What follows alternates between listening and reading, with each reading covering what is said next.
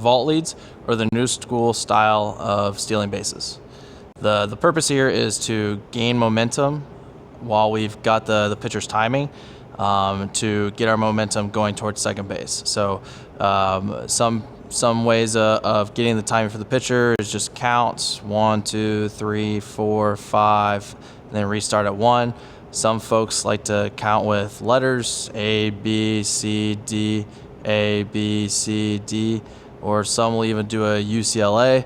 So UCLA, UCLA. So for our program, we'll have a guy in the dugout with a chart, and every single pitch that there's a runner on, we're charting time to plate, but we're also charting how long he takes for that leg to lift. So when the pitcher comes set, UCL is one. The leg kick was the L, a single L. So we chart down L.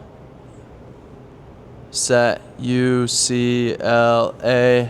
Now he goes to A. UCL. He lifts on L. Once we get that tendency down, then we can start to put this vault lead into our system from our third base coach or even our first base coach at times. We'll come up to our runner at first base and whisper in his ear like, hey, this is a good pitch to go on. This is his timing. This is tendency. And we'll give him that letter or that number to say, hey, this is what a high percentage that we're at a likelihood of being able to steal. Now, this is a type of stealing bases that you can do with all types of runners, all speeds. So it really makes it great for the guys that aren't as fast on the base pass, but are really athletic and being able to get really good reads and jumps off the pitcher. So trying to just stack the odds ever in our favor for trying to get that extra bag, extra 90, and put ourselves in another position that's 90 feet closer to scoring a run. So the way we run it is we'll have a couple cones out on the field. This blue cone is representing our 6-foot marker. The orange cone is marking that 12, and even sometimes some 15, 18-foot marker for our normal leads. And as we represent our cones, we won't have our right foot crossing over that cone. So we'll have our guys walk out to that blue cone. We'll have them all start with their eyes on their pitcher. And then we'll have them check, and we'll call it walks for a couple reps. That way they're trying to build up that sense of how many steps without having to think about it or looking down at their feet. So we'll just have them keep going a couple times, check their feet, make sure that foot isn't crossed over that blue cone. And then once we've gotten comfortable with like our eyes being on the pitcher the entire time and more game-like, then we'll get into more game-like reps or actually practicing with the pitcher on the mound. So when we're out at our 6-foot marker, we'll have our feet more narrow than we'll have at our normal lead. We'll still have our right foot drop back, toe facing out, and then our move, once we've figured out our tendency, is we're staying straight up, a little less in our legs, still being agile, moving our hips, so we're not standing in concrete. Once we get our timing, so if we're going on L or 3, we'll go 1, 2, 3. We'll cross over this back leg, crossing this over, turning our hips, pivoting our hips towards second base, keeping our torso and our chest, our head facing the pitcher, because even though we've gotten the tendency, it doesn't mean that it's 100% going on that timing. If we don't get that proper timing, then all it is a crossover, step, reposition our hips, and we're at our normal foot or normal lead marker, and then it just becomes a regular secondary, and then we'll have our player come back just like we normally would. We'd redo it. Maybe we take the sign off, maybe we put it back on and rerun everything. So get our lead for our vault leads.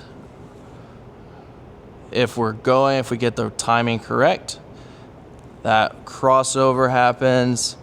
I see him pick that leg up, my head goes down, I get in a good running position, and I break towards second base. from the lead off position. It doesn't matter if we're going right foot or left foot off. It's just whatever is comfortable for the player to be able to get to that proper position. So we get our lead, we get the proper timing, U, C, L, kick over, and we begin our steal. Now, say we don't get the proper timing. Say he changes it up on this one like a good pitcher should be, changing their timing. Say he goes on we're on a C, and he goes on an A. Get out to my lead. U, C, I break over, L, A. I'm sitting here, he goes on A, crossover, secondary, and then we play it normally, as if there's no steal on.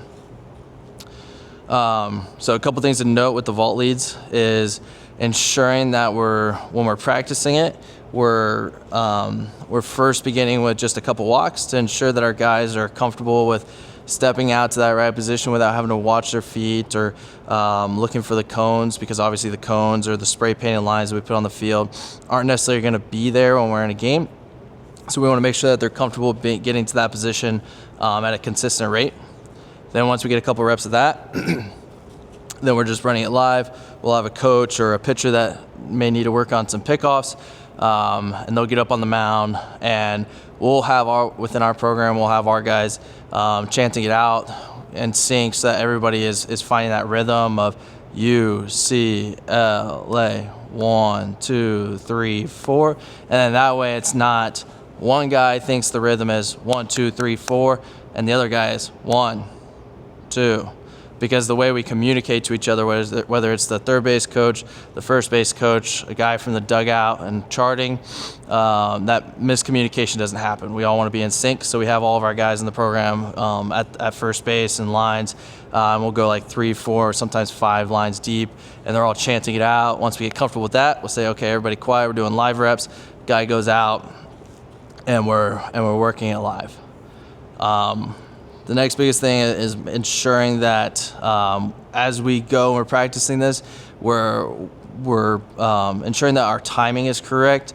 So if we get a guy that's going, his rhythm's too fast and he goes and breaks early and everybody else stays a second or two longer, then we need to correct that. If we're say we go on C and the pitcher, the practice guy decides he's going to go on L, and the runner keeps his head down, doesn't keep it on the pitcher to see that he hasn't leg lifted yet, and he just breaks, we need to correct that so we can ensure that, hey, when you get out to your lead and the timing isn't correct, we're just sticking at our 12-foot lead, stopping, and then waiting for that next pitch and seeing what else we want to put on.